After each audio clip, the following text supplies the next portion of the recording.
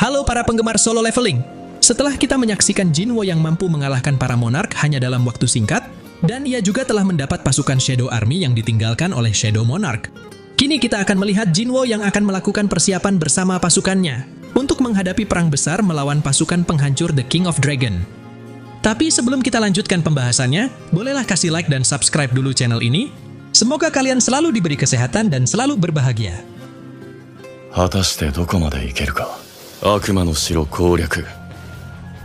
Beberapa hari kemudian setelah Jinwo berhasil menyelamatkan kota Seoul dari bencana yang disebabkan oleh Frost Monarch, Plague Monarch, dan Beast Monarch, Asosiasi Hunter Korea telah mengadakan rapat darurat untuk memenuhi permintaan media luar negeri yang ingin meminta penjelasan resmi mengenai insiden yang terjadi di Korea. Dan Biro Hunter Amerika juga telah meminta Asosiasi Hunter Korea untuk mengungkap lokasi Sung Jinwo saat ini. Semua orang tampak sangat panik dan khawatir tentang apa yang sebenarnya terjadi, terutama setelah mereka mengetahui kalau monster yang keluar dari Colossal Gate sebelumnya adalah pasukan Jinwo. Untuk menenangkan situasi ini, Wo Jinchul yang bertindak sebagai ketua asosiasi Hunter kemudian berkata, "Aku sadar betapa bingungnya kita semua karena Hunter Sung Jinwo yang tiba-tiba menghilang, tapi ini bukanlah pertama kalinya dia bertindak seperti itu. Aku sarankan sebaiknya kalian harus mulai terbiasa dengan kondisi ini. Sebab jika asosiasi Hunter tidak bisa memahami beban yang dipikul oleh Hunter Sung Jinwo, lalu siapa lagi yang bisa memahaminya?" Sementara setelah rapat itu berakhir, namun rasa penasaran tentang apa yang sedang dilakukan Jinwo sekarang masih terngiang di pikiran semua orang. Di suatu pulau terpencil terlihat ada Jinwo yang berdiri di telapak tangan Tas saat ia menyaksikan seluruh pasukannya yang sedang melaksanakan latihan tempur dengan membagi dua pasukan. Hingga tak lama ketika Grand Marshal Bellion mengatakan kepada Jinwo, "Sama sekali tidak pernah terpikirkan olehku untuk melakukan latihan tempur seperti ini, tuanku." Di sini terlihat Beru yang datang menghampiri Jinwo untuk meminta izin agar Jinwo memberinya kesempatan untuk membuktikan kelayakannya menempati posisi Grand Marshal. Atau dengan kata lain, Beru ingin mencoba bertarung melawan Grand Marshal Bellion untuk membuktikan siapa yang terkuat di antara mereka dan siapa yang lebih layak untuk menempati posisi tertinggi di pasukan bayangan Shadow Monarch. Jinwo yang mendengarnya sontak langsung tersenyum tipis, karena ini adalah kesempatan yang bagus baginya untuk melihat kapasitas Beru dan Bellion, yaitu dengan melakukan duel antara dua komandan. Hingga begitu Bellion dan Beru sudah saling bersiap untuk memulai pertempuran, di mana Beru yang langsung melepaskan kekuatan penuhnya, sementara Bellion juga telah mengangkat pedang hitam yang jauh lebih besar dan lebar daripada pedang Igris. Awalnya Jinwo menduga, sepertinya kemampuan Bellion lebih dominan pada kekuatan fisik daripada kecepatan. Hingga Jinwo pun cukup yakin mungkin Beru akan bisa memenangkan duel ini. Namun tepat ketika Beru baru saja melesat ke arah Bellion untuk melancarkan serangannya, tiba-tiba Jinwo malah dikejutkan dengan Bellion yang dapat merubah pedangnya menjadi cambuk, hingga memungkinkan Bellion untuk melancarkan serangan berkecepatan tinggi dari berbagai arah. Bahkan meski Beru sudah mencoba untuk menghindari serangan cambuk Bellion dengan kecepatan pergerakannya, nyatanya Bellion masih dapat dengan mudah mengendalikan senjatanya untuk menangkap Beru, hingga membuat Beru jadi kesulitan untuk terbebas dari lilitan senjata tersebut. Jinwo yang menyaksikan kejadian itu kemudian bergumam, apakah pertarungannya sudah berakhir. Melihat Bellion yang mampu mengatasi serangan Beru dalam sekejap, ternyata dia memiliki refleks yang jauh lebih hebat dari yang diharapkan. Ditambah lagi karena setiap serangannya cukup kuat untuk menghancurkan tanah di bawahnya, maka tidak heran lagi jika dia mendapat gelar Grand Marshal. Sementara ketika Jinwo juga bergumam, tapi sebaiknya dia tidak boleh lengah, karena kekuatan terhebat Beru terletak pada kegigihan dan daya tahan tubuhnya. Sin kemudian langsung berpindah ke Bandara Internasional Beijing, dan di sini terlihat ada banyak reporter yang berkumpul untuk meliput kembalinya Hunter Liu Zigang setelah membantu Korea. Liu Zigang yang ditanyai oleh salah satu reporter, apa tanggapannya tentang pertanyaan orang-orang kenapa Hunter negara Cina harus membantu Korea. Lantas Liu Zigang langsung membalas bertanya, siapa yang memberi pertanyaan bodoh seperti itu? Apakah otak mereka dipakai hanya untuk pajangan saja, sampai-sampai mereka tidak bisa melihat peta? Tidakkah mereka sadar negara apa yang berada di atas Korea? Dan kalau ada orang yang cukup bodoh untuk menanyakan hal itu, sampaikan saja ini pada mereka. Aku Liu Zigang tidak cukup percaya diri untuk menghentikan kekacauan yang bahkan tidak bisa ditangani oleh Hunter Sung Jinwo. Jadi itulah sebabnya, aku pergi ke Korea untuk membantu dia. Dan kalau ada yang keberatan dengan jawabanku barusan, silahkan langsung pergi saja ke sana untuk menghadapi monster itu sendiri.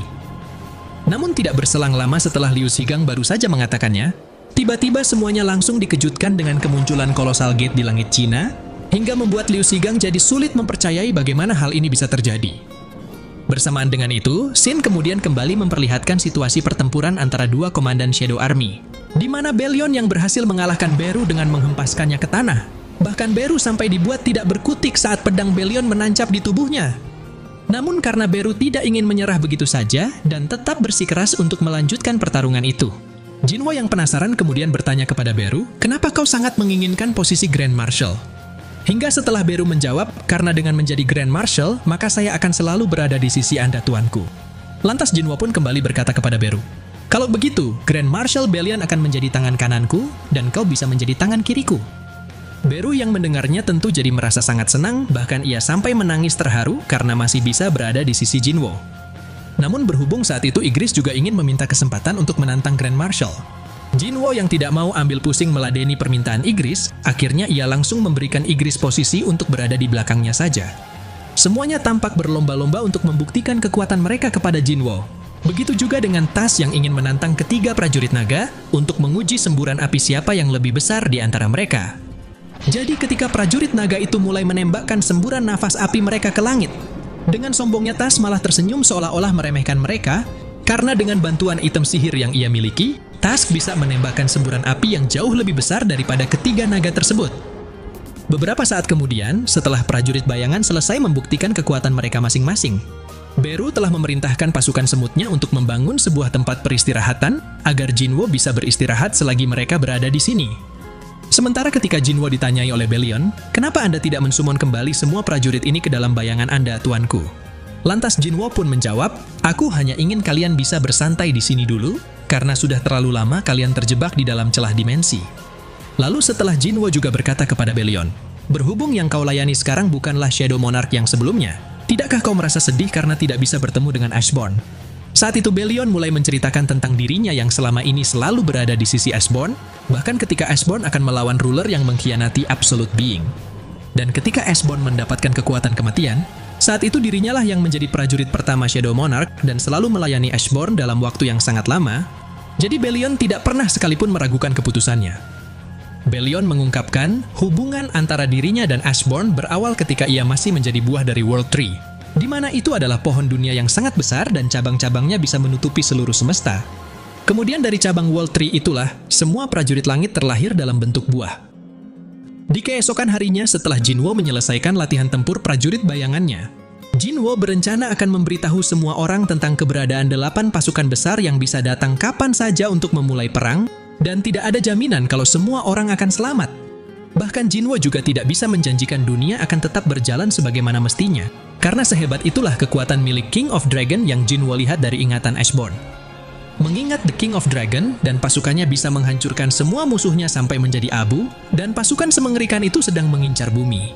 Itulah sebabnya Jinwo ingin semua orang bisa mempersiapkan diri untuk menghadapi perang ini.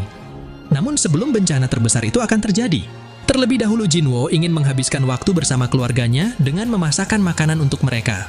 Lalu di tengah-tengah momen itu, tiba-tiba Jinwo juga kedatangan tamu yang ingin menemuinya, dan tamu tersebut adalah Yum Myung-han, ayahnya Yu Jinho. Yum Myung-han sengaja mengunjungi Jinwo, karena ia telah menyadari berkat Jinwo lah dirinya bisa sembuh dari penyakit Eternal Sleep, tapi ia masih penasaran kenapa Jinwo akhirnya memutuskan untuk membantunya. Jinwo mengungkapkan alasannya melakukan itu karena ia menganggap Yum Myung-han adalah orang yang dapat dipercaya. Jadi seandainya Yum Myung-han adalah tipe orang yang akan melakukan apapun untuk mendapatkan apa yang dia inginkan, maka Jinwo tidak akan menyelamatkan Yum Myung-han dengan mempertaruhkan nyawanya sendiri.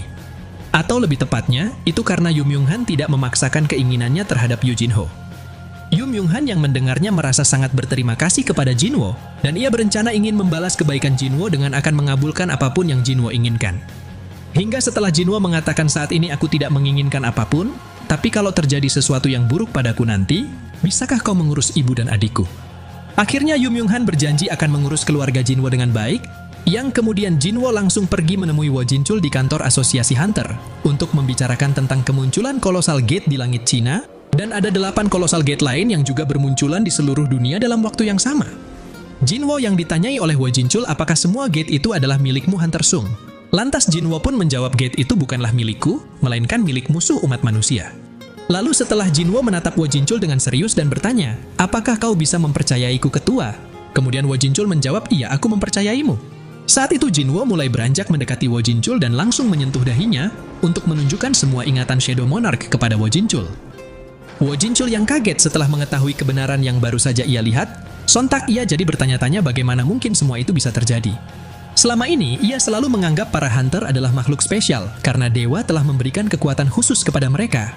Jadi itulah kenapa ia menganggap hunter memiliki tugas untuk menjaga manusia dengan melawan monster jahat. Tapi jika yang ditunjukkan Jinwo barusan memang benar, kini Wo Jinchul baru menyadari ternyata pemikirannya selama ini tidak lebih dari sekedar kesombongan dan kesalahpahaman saja. Di dalam benaknya Wo Jinchul kemudian bergumam, jadi selama ini kami para Hunter Awakener hanyalah orang-orang yang bisa bertahan dari peperangan yang sebenarnya. Seolah-olah para penguasa telah menyaring manusia terpilih yang bisa bertahan hidup dari dampak perang tersebut. Terlebih lagi ini bukanlah peperangan di antara manusia melawan monark, melainkan perang besar antara monark melawan rulers, di mana kedua pihak tersebut memiliki kekuatan yang sangat besar.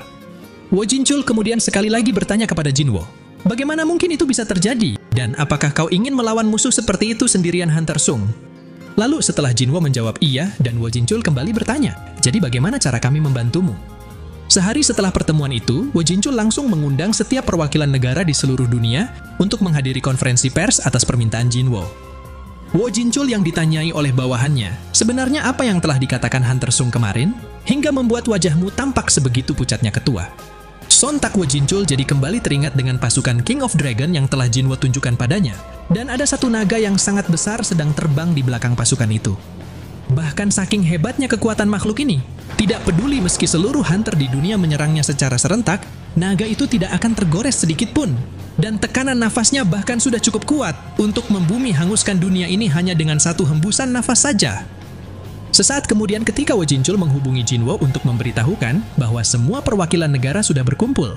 Di sini terlihat Jinwo yang tiba-tiba muncul di belakang Wo Jinchul dengan skill Shadow Exchange, lalu Wo Jinchul berkata, pasti akan terjadi kekacauan ketika orang-orang mendengar berita ini, dan beberapa negara takkan sanggup menahan kekacauannya. Namun pada hari ini, kebenaran yang pahit akan segera diungkapkan kepada seluruh dunia. Begitu semuanya telah memasuki aula konferensi. Di sana terlihat ada banyak sekali yang hadir, baik presiden, bahkan guildmaster dan ketua asosiasi pun juga datang. David yang duduk di antara mereka dapat merasakan kalau semua orang pasti sedang merasa tertekan sekarang. Jadi David berharap alangkah baiknya jika Jinwo menyampaikan kalau gate kali ini tidaklah berbahaya, sama seperti yang muncul sebelumnya.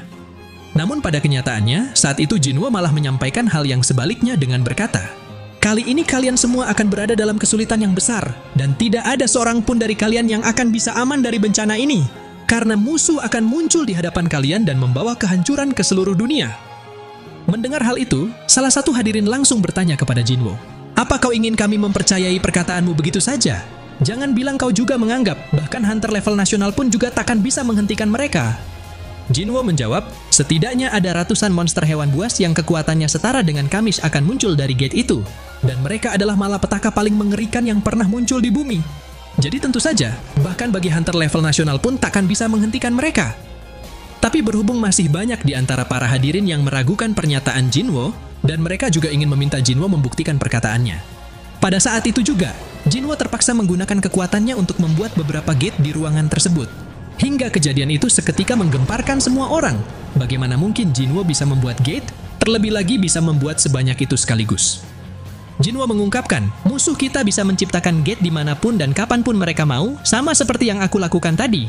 Jumlah pasukan mereka sangat banyak, dan waktu yang diberikan pada kita hanya untuk menyaksikan kedatangan mereka. Namun alih-alih mempercayai perkataan Jinwo, salah satu hadirin malah mengatakan, jangan-jangan kau juga merupakan utusan musuh. Dan mengingat pasukan yang kau bawa dari gate sebelumnya, mungkinkah kau berencana membunuh kami semua? Mengesampingkan tuduhan itu, David juga ingin bertanya kepada Jinwo. Jadi apa yang harus kita lakukan setelah sekarang kita tahu bencana apa yang akan datang dari gate itu? Tapi berhubung Jinwo hanya meminta mereka untuk jangan mendekati gate, dan mengungsilah sejauh mungkin dari lokasi tersebut. Alhasil, konferensi pers itu pun telah berakhir dengan menimbulkan dampak yang sangat besar, dan peringatan itu seolah-olah telah menyadarkan manusia bahwa tidak ada yang bisa mereka lakukan ketika pasukan monster yang tak terhitung jumlahnya akan menyerang dari gate. Scene kemudian memperlihatkan ada sebuah istana yang baru selesai dibangun di tengah pulau terpencil, di mana istana itu adalah hasil kerja keras Beru bersama pasukan semut lainnya, agar Jinwo bisa menggunakannya untuk tempat beristirahat. Namun karena menurut Jinwo istana ini terlalu berlebihan untuk digunakan sebagai tempat beristirahat, sontak Jinwo langsung menghukum Beru dengan menyuruhnya bersujud, lalu hukuman yang sama juga diberikan kepada Belion, karena dialah yang memiliki ide untuk mengibarkan bendera hitam di puncak menara istana tersebut. Mengesampingkan hal itu, Jinwo kemudian bertanya kepada Belion, apa yang akan terjadi dengan Shadow Army jika monark mereka mati? Dan kalau aku mati, apakah pasukan bayangan akan diambil alih oleh dirimu yang sebagai Grand Marshal? Hingga setelah Belion menjawab, hidup kami berada di tangan Anda tuanku, jadi kami pun juga akan ikut menghilang bersama Anda ketika Anda mati. Di dalam benaknya Jinwo bergumam, salah satu keuntungan yang didapat dari Shadow Army adalah kesetiaan mereka. Dan mereka akan selalu memprioritaskan keselamatan tuannya daripada nyawanya sendiri. Akan tetapi, keuntungan dan kelemahan itu sama halnya seperti dua sisi koin. Karena musuh akan memanfaatkan itu dan akan melakukan apapun untuk bisa membunuhku. Sementara ketika mendengar Belion mengatakan bahwa mereka tidak punya kesempatan untuk menang jika tidak berperang habis-habisan. Lantas Jinwo pun kembali bertanya kepada Belion, menurutmu seberapa banyak musuh yang akan kita hadapi jika dibandingkan dengan jumlah pasukan kita saat ini? Lalu setelah Belion menjawab, setidaknya ada 100 kali lipat lebih banyak tuanku. Jinwo yang mendengarnya sontak langsung terdiam memikirkan rencana apa yang harus mereka lakukan. Karena jika yang dikatakan Belion memang benar, artinya 8 pasukan besar setidaknya mempunyai 10 juta tentara. Dan tentunya mustahil bagi Jinwo untuk menahan serangan dari 8 pasukan itu sekaligus, terlebih lagi mereka juga akan muncul di lokasi yang berbeda. Sementara itu di negara Kanada, di sini terlihat ada seorang Hunter S-Rank bernama Jay Mills yang menolak untuk bekerja sama dengan Jinwo. Jadi tidak peduli meskipun Jinwo adalah hunter terhebat di dunia, menurut Jay tidak semua yang dikatakan oleh Jinwo itu benar. Karena Jay yakin Jinwo hanya sedang menakuti mereka agar dia bisa mengambil alih semua gate yang muncul saat ini. Setelah berita itu terdengar sampai ke Korea, Woo Jin-chul segera memberitahukannya kepada Jinwo bahwa beberapa hunter sedang berkumpul di Kanada dengan Jay Mills sebagai ketuanya. Dan sepertinya, beberapa hunter yang kuat dari berbagai negara sedang bersiap untuk melakukan raid. Untuk mengatasi masalah ini, lantas Woo Jin-chul ingin tahu apa rencana Jinwo sekarang. Lalu setelah Jinwo menjawab bahwa dirinya akan pergi menyelesaikan Colossal Gate di Cina terlebih dahulu. Di dalam benaknya Jinwo bergumam, mustahil bagiku untuk bisa menahan serangan dari 8 pasukan sekaligus. Jadi aku harus menyingkirkan bahaya yang terdekat dari Korea terlebih dahulu, karena mereka bisa mengancam keselamatan keluargaku. Setelah itu aku juga akan membunuh monark yang lain, sebab jika semakin lama perang ini berlangsung, maka akan semakin tinggi pula kemungkinan kami bisa memenangkan pertempuran ini. Di sore harinya Jinwo telah sampai di Cina sendirian, dan kedatangannya langsung disambut oleh Liu Zigang bersama 100.000 pasukan hunter Cina. Liu Zigang mengatakan, para hunter ini adalah pasukan khusus negara Cina yang masing-masing dari mereka memiliki kemampuan yang hebat. Lalu begitu Liu Zigang melihat jam di tangannya, sembari mengatakan sepertinya sebentar lagi akan dimulai. Pada saat itulah, Jinwo juga langsung memanggil pasukan bayangannya untuk bersiap bertempur, hingga membuat Liu Zigang jadi sangat terkejut dan bergumam di dalam benaknya. Ternyata level dia benar-benar sangat berbeda. Aku tidak bisa membayangkan musuh sekuat mereka akan turun di tempat ini. Sementara ketika Beru menghampiri Liu Zigang dan berkata, di sisi kiri raja adalah tempatku. Beraninya kau mengambil tempatku berdiri di samping raja. Pada akhirnya, Colossal Gate yang membentang luas di langit Cina itu mulai terbuka. Lalu dengan memperlihatkan tatapan tajam yang tidak tergoyahkan, Jinwo dan pasukannya telah bersiap untuk memulai perang. Nah, jadi inilah keseluruhan cerita dari video Solo Leveling Season 4 episode kali ini. Terima kasih buat teman-teman yang sudah nonton sampai selesai. Kira-kira akan ada keseruan apalagi setelah ini? Tetap nantikan update video lanjutannya hanya di channel Onobe.